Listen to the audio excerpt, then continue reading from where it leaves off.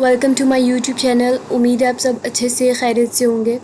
So today we start over lecture number 2 which is about management and managers. Okay, so मैंने आपको previous lecture में बताया था कि हम नेक्स्ट में, अगर पहले में हमने मैनेजमेंट पढ़ी है तो नेक्स्ट में हम मैनेजर्स का भी पढ़ेंगे कि मैनेजर कौन होते हैं और वो मैनेजमेंट से उनका क्या लेना देना है.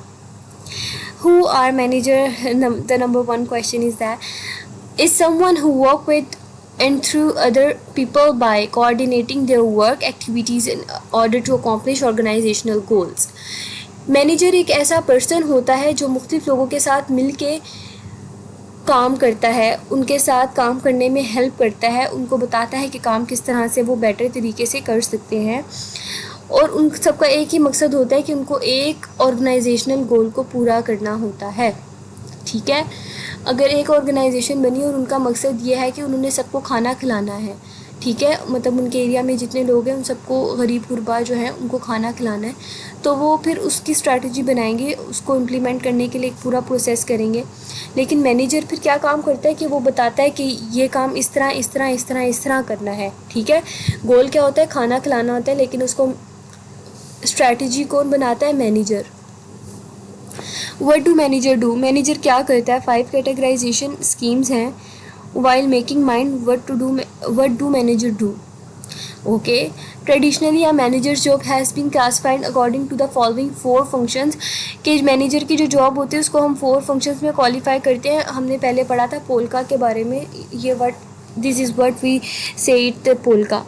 प्लानिंग, ऑर्गेनाइजिंग और लीडिंग एंड कंट्रोलिंग. प्लान में क्या होता है कि आप कोई ना कोई बनाते हो, स्टेप बाय स्टेप गाइड बनाते हो. ठीक है, उसके ऑर्गेनाइजिंग में क्या होता है, ऑर्गेनाइजिंग में आप डिसाइड करते हो कि कौन शख्स ये काम कर सकता है और डिसीजन को कब, कहाँ, किस जगह पे कैसे लेना है. लीडिंग में ये होता है कि ज़ाहिरी बात है, इंसान ही होते हैं ना काम करने वाले, वो थक भी जाते हैं, वो डीमोटिवेट भी हो जाते हैं, डिसहार्ट भी हो जाते हैं. सो एक मैनेजर, अच्छा मैनेजर जो होता है वो उनको टाइम टू टाइम मोटिवेट करता है, उनको इंस्पायर करता है. Controlling, monitoring progress toward goal achievement and taking corrective actions when needed.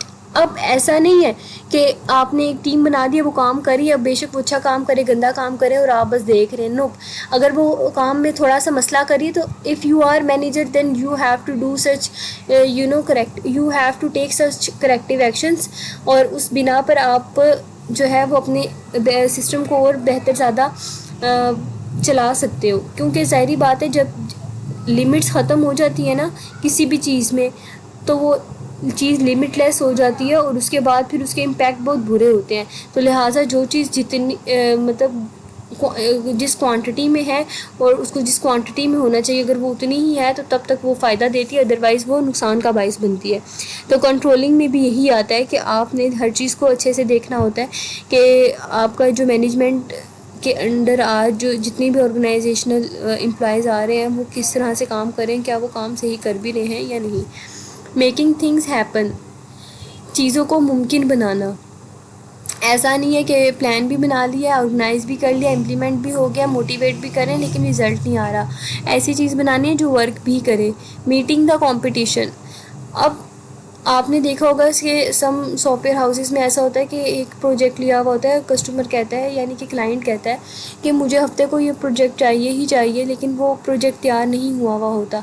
सो क्या होता है कि कंपनी उसको एक टाइम क्राइटेरिया के अंदर उसको बनाने की पूरी कोशिश कर रही होती है. इसको हम कहते हैं, this is what the meeting the competition.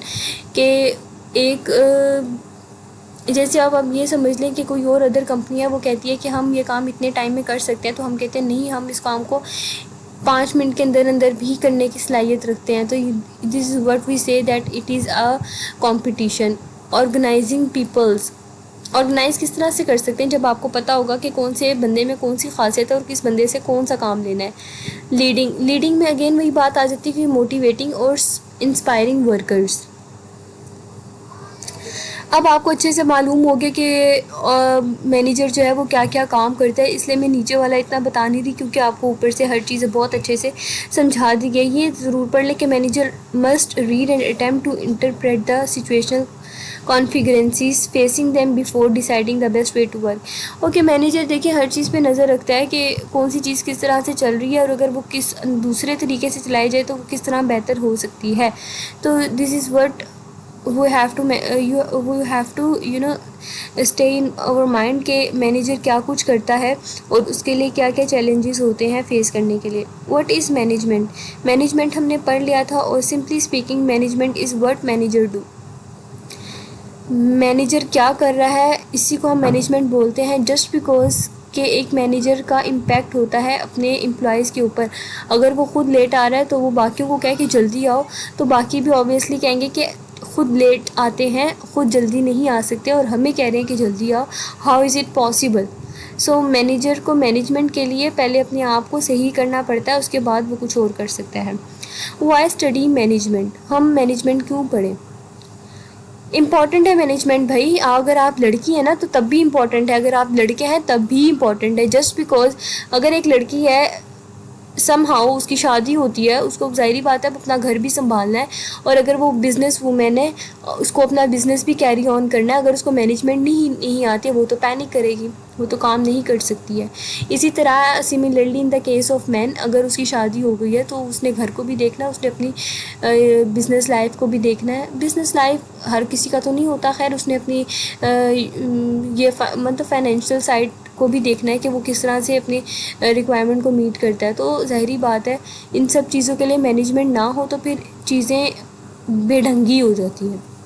Top performing companies organize the importance of the way they treat their work forces. اس کے بعد اچھا، اب ٹاپ پرفارمنگ کمپنیز کا ایک ہے نا بہت اچھی بات یہ ہوتی ہے کہ وہ اپنے امپلائیز کو خوش رکھتے ہیں۔ وہ خوش کیسے رکھتے ہیں کہ ان کو ڈفرینٹ ویجز پرووائڈ کرتے ہیں، ان کو ڈفرینٹ قسم کی سہولیات دیتے ہیں تاکہ وہ خوشی خوشی کام کریں اور وہ کمپنی کے ساتھ لائل رہیں۔ اگر ایک کمپنی اپنے امپلائیز کو مسلسل تنگ ہی کر رہی ہے، ان کو پیسے ٹائم پر نہیں دے رہی ہے، ان کو کوئی کسی قسم کا سہولت ہی نہیں دے رہی ہے، تو وہ کمپنی کبھی ترقی نہیں کر سکتی، کیونکہ وہ اپنے امپلائیز کے ساتھ مخلص نہیں ہے، وہ ان کا خیال ہی نہیں کر رہی ہے۔ جب آپ کسی کا خیال نہیں کرو گے تو اگلا بندہ بھی آپ کا خیال نہیں کرے گا۔ تو ایک جتنی بھی بڑی بڑی آرگنائزیشن، جتنی بڑی بڑی کمپنیز ہوتی ہیں وہ اس چیز کا لازمی خیال کرتی ہیں۔ نیکسٹ یہ آ جاتا ہے نیکسٹ ہمارا نیکسٹ لیکچر ہے، اس کو ہم نیکسٹ لیکچر ویڈیو میں ہی ڈسکس کریں گے، اوکے؟ تو آپ نے تب تک کے لیے اللہ حافظ۔ اس لیکچر کو اچھے سے غور سے سننا ہے آپ نے، کیونکہ مین چیز کانسیپٹ ہے، ایک دفعہ آپ کا کانسیپٹ بیٹھ گیا دماغ میں آپ کے لیے ہر چیز ایزی ہے۔ تب تک کے لیے اللہ حافظ، بائے بائے۔